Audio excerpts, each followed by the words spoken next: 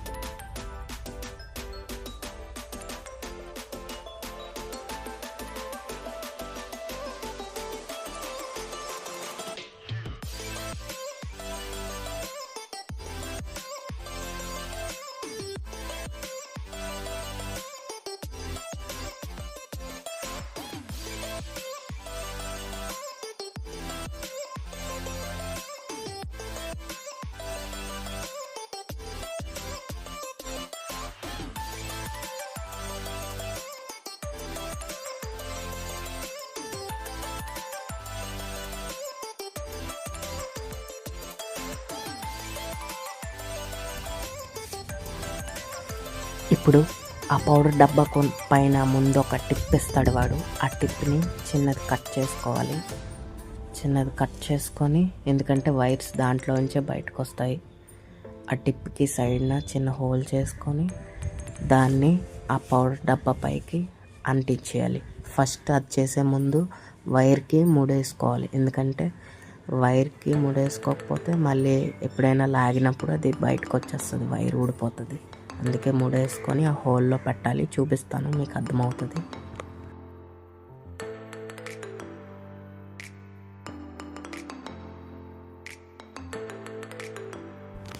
ఇప్పుడు ఆ టిప్ని ఆ పౌడర్ డబ్బా టాప్ మీద ప్లేస్ చేసి ఇన్సులేషన్ టేప్ వేసేయాలి.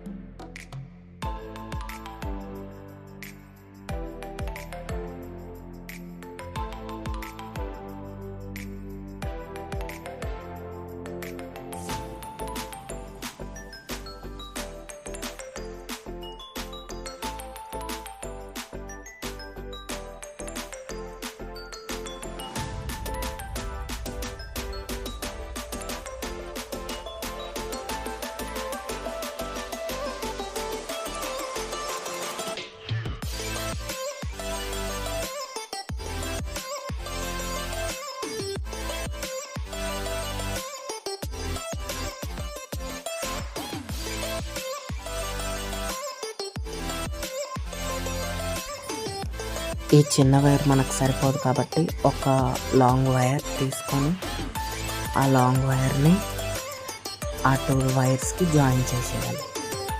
జాయిన్ చేసి అక్కడ లీక్ లేకుండా దాన్ని ఇన్సులేషన్ టేప్తో చుట్టేయాలి. అప్పుడే షాక్ కొట్టకుండా ఉంటుంది.